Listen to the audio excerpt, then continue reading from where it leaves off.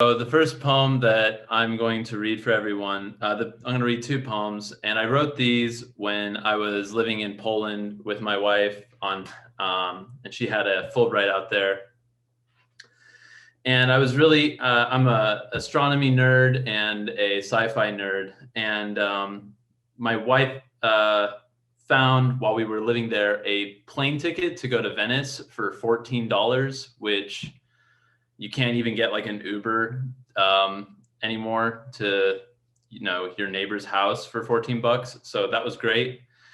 And when I was there, I just fell in love with that city. I think the whole city as just a work of art. It's just like a museum. It's not really a living city anymore, but it's just beautiful.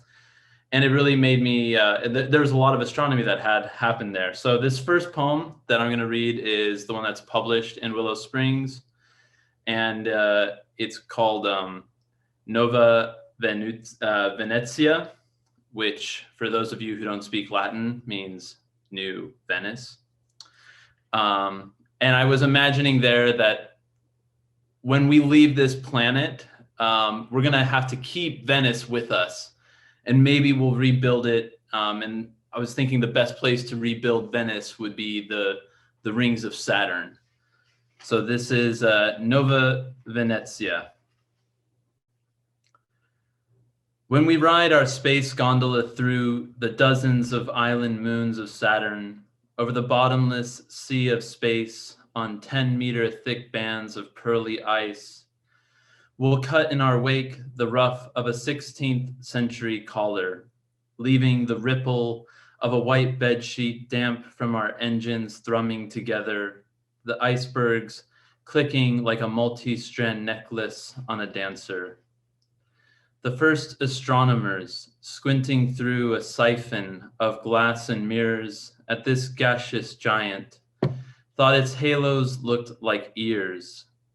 Saturn's radio waves blaze for over 200 million miles as lions roar, waves crash. Howling wind shoots through a cathedral razed to rubble by distant war.